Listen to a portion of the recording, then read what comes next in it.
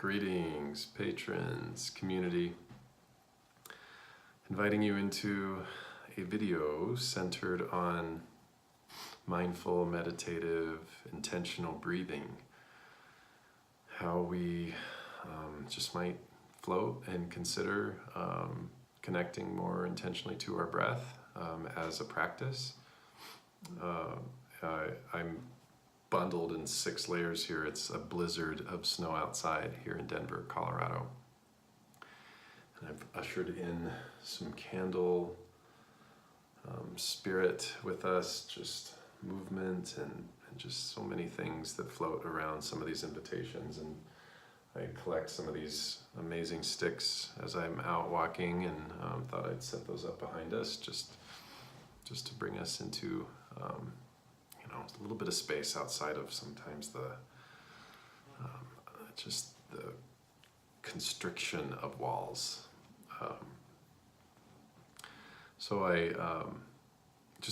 This is going to be a casual video of conversation and with a little bit of practice mixed in. I'm going to just talk about a couple things that are just simple invitations for how I connect a lot to breathing in an intentional way. And then I'm just going to offer two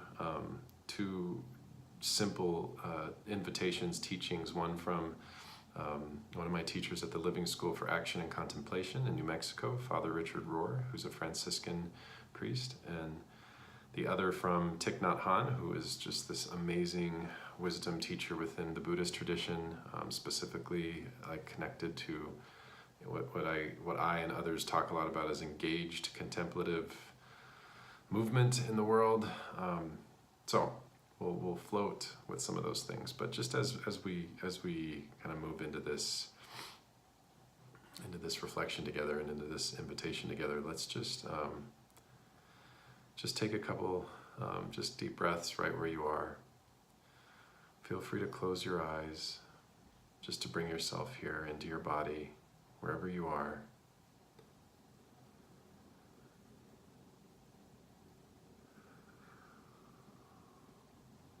Just feel yourself moving from the mind into the heart, into the body. You can put your hand on your heart just to connect to your pulse. Put your hand on your legs, on your feet, on your shoulder, on your arm, just to connect to your body,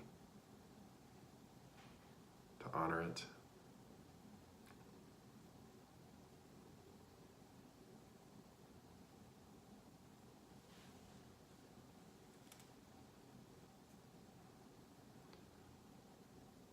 So when I think about breathing, very much often as I describe walking to a lot of different groups, it's so human, it's so basic, it's so fundamental, it's what keeps us doing what we do in the world here as beings. And connected to that, the invitation around how much are we intentional with it, how much are we just even listening for it, in gratitude for it, in harmony with it. And so that's what these invitations float around, is really just attention to breath and intention around breath. So 2 things that are just really, that are pretty consistent frames for how I connect. One, I love, if you've seen maybe my new website for Intrinsic Paths, or you've seen just in a lot of my writing or some inside of the Patreon account, you'll notice I use the word or words, engaged contemplation, but also kind of inner and outer relationship, inner and outer connection, inner and outer movement through the world.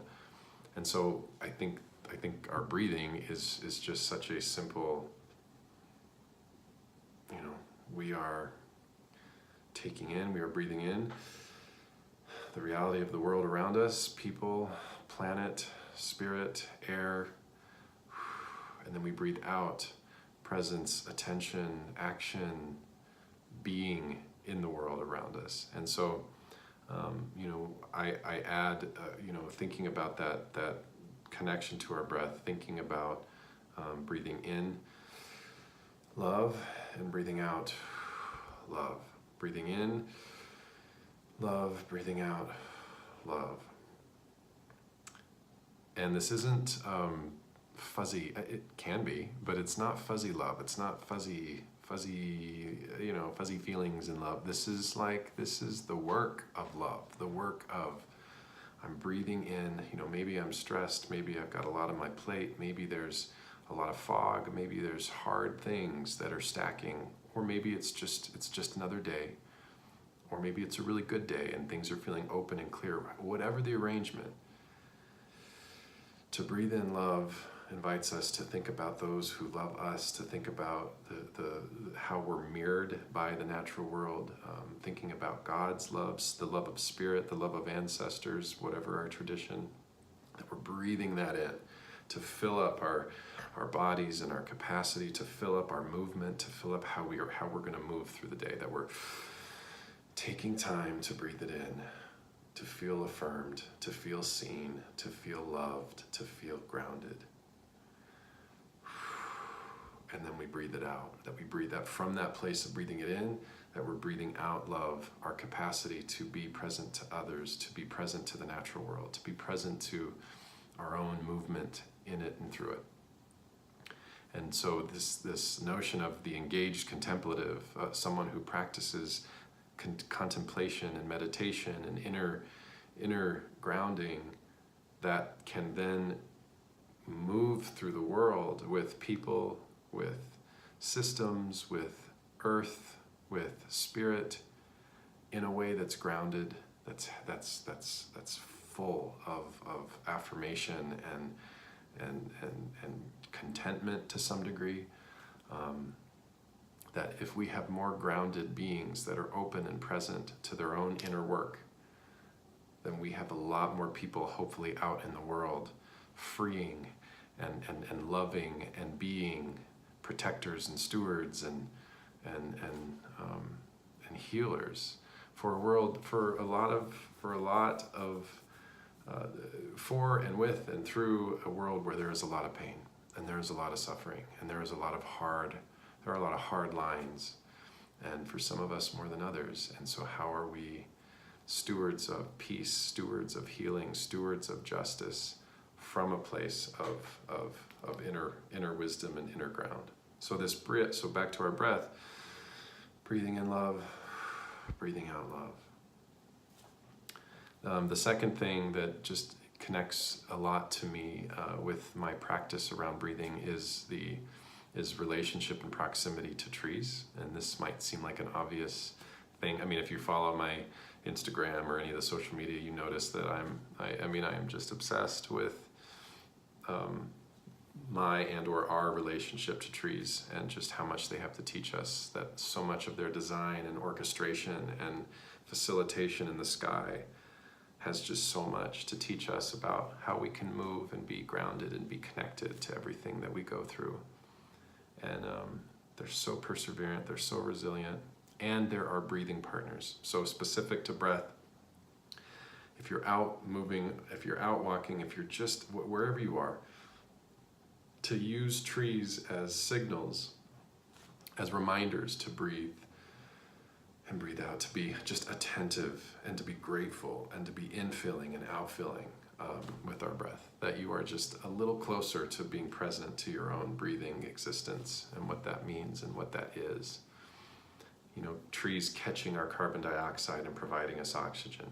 That cycle, that circle, that almost that figure eight of like, oh, here we're doing this thing together. We're teaching, we're infilling, we're moving, we're learning, we're absorbing from each other. I love it. So those are things that really connect with me on a pretty consistent basis, this breathing in love, breathing out love. And you can use that in any number of settings. You might be on a phone call, you might be at a meeting, you might be at dinner with loved ones, you might be in tension or in conflict, or just sitting in your own hardship, and just to like, okay, where can I find love? Where can I breathe in affirmation? Where can I breathe in ground? And then where can I exhale? And how can I how can I be more intentional with how I'm moving through the world and what I'm putting out into the world? I love this quote by Father Richard Rohr. That's if we do not transform our pain, we will surely transmit it. And there's a lot to that. We're all in such unique places. And I think about this breathing exercise as a way of honoring some of that work. And I also wanted to add just a little asterisk around just just the sheer health benefits of being intentional with our breathing. So specifically to deep breathing. So let's just do that really quick, and then I'll just talk about a couple of these things. So wherever you are, just bring yourself into your body, be here, and just take 3 really, really deep breaths, as deep as you can, expanding and opening, and just really being patient and letting it out. So we'll just do that together at your own pace. All the way in, all the way out. All the way in, all the way out. All the way in, all the way out.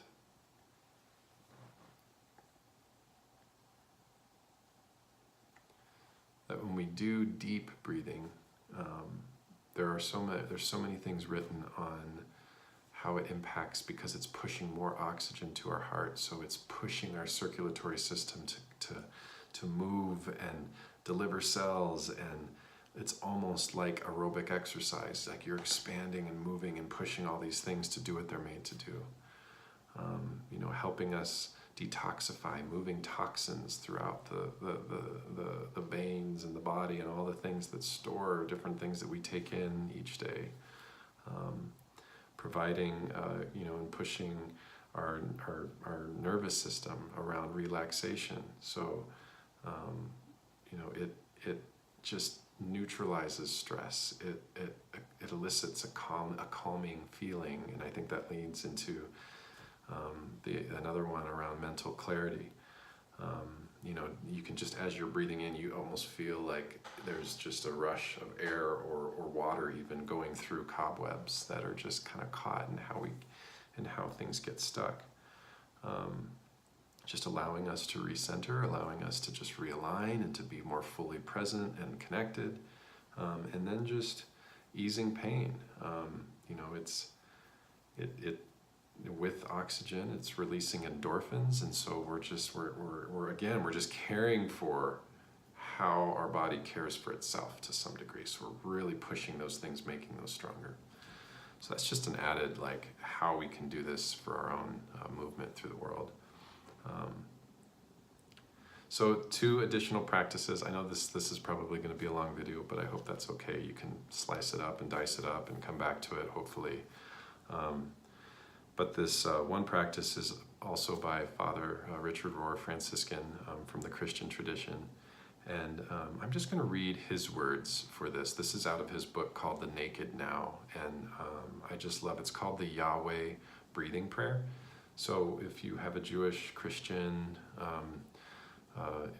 Muslim tradition, or if you connect to this in any way, be open. If it's not your tradition, maybe just be open to see how it might fit for wherever you are, because I think it's a pretty universal stance. At least I feel like, regardless of what tradition you're a part of.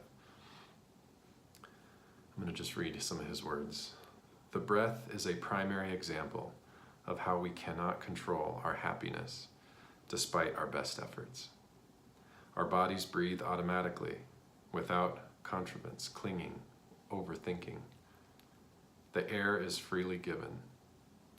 We can only realize our dependence upon the air that surrounds us and surrender to the gratuity of air coming and going. A rabbi taught this prayer to me many years ago. I write about it in the 2nd chapter. He's talking about the naked now. The Jews did not speak of God's name, but breathed it with an open mouth and throat. Inhale. Exhale. Inhale. Exhale. By our very breathing, we are speaking the name of God. This makes it our first and our last word as we enter and leave the world. So breathe the syllables with open mouth and lips and a relaxed tongue. Inhale. Exhale.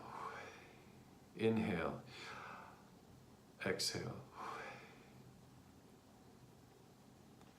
And doing this as a part of your meditation or as a part of your walking or as a part of just any kind of practice you might want to add.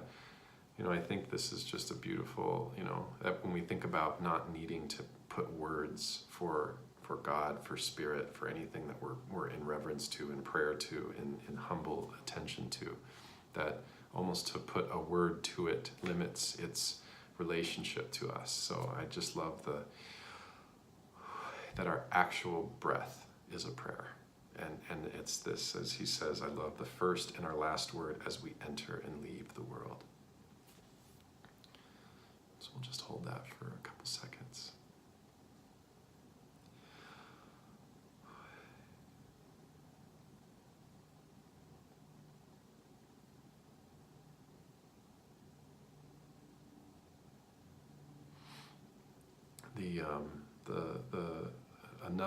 The final practice that I've used before and that I love is from Thich Nhat Hanh, who is a Buddhist teacher.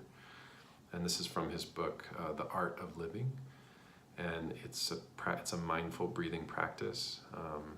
So I'll just read a couple notes from the book. If you get the book, it's from chapter 2, and then I'll just guide us through it together.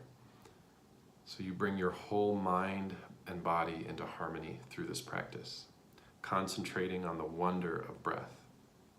Breathing in, you breathe all your attention to your in-breath. As you breathe in, there is peace and harmony in the world. As you breathe out, you bring all your attention to breathe out. As you do it, there is calming, relaxation, and letting go. You allow all your muscles in the face and the shoulders to relax. So I'm going to read that again. And I meant it's not the whole world, it's the whole body for that first part. So breathing in, you bring all your attention to your in-breath.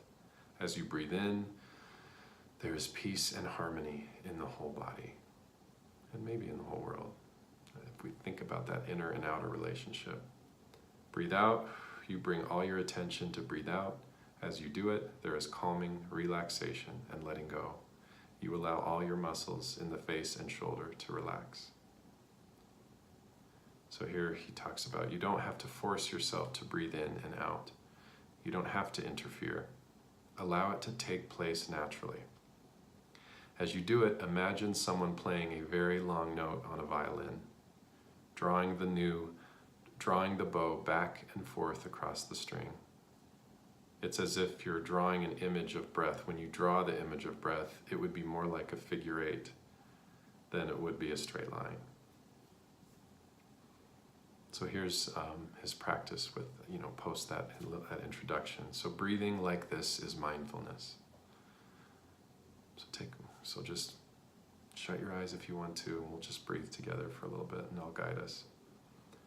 So breathing in, I enjoy my in-breath. Breathing out, I enjoy my out-breath. Breathing in, my whole body is harmonized with the in-breath. Breathing out, my whole body is calmed with the out-breath. Breathing in, my whole body enjoys the peace of my in-breath. Breathing out, my whole body enjoys the relaxation of my out-breath. Breathing in, I enjoy the harmony of my in-breath. Breathing out, I enjoy the harmony of my out-breath. So we'll just hold that for a couple more seconds.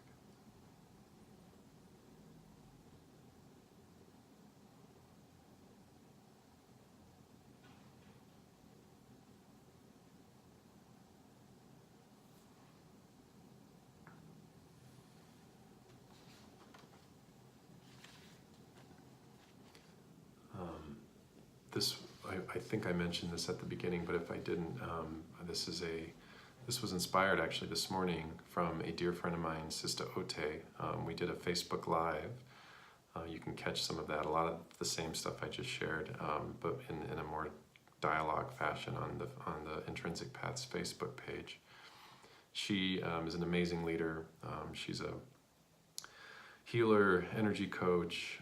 She's amazing. She does all kinds of stuff. She's an incredible leader within the Girl Trek movement for healthy women, black women and black girls.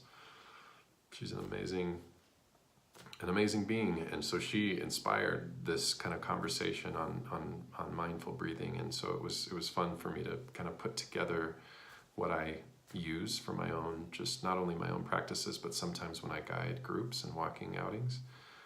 So I felt like it was a good way to also kind of shape that for you all.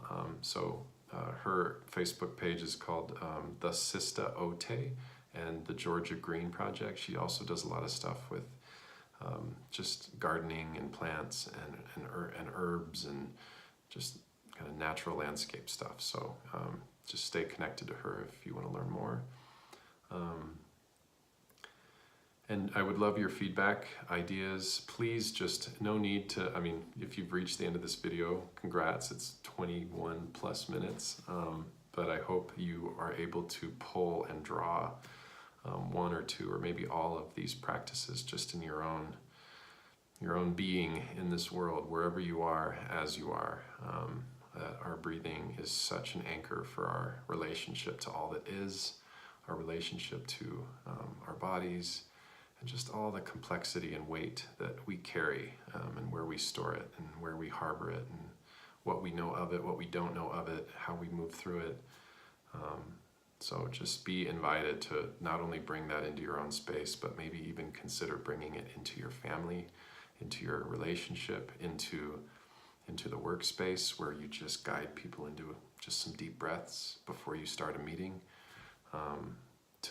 It's such a low barrier way for all of us to move from the mind into the body, to move into a unique place of stillness and attention, and to breathe out a more present and loving existence in the world. So peace, dear friends. We will be in touch soon. Cheers.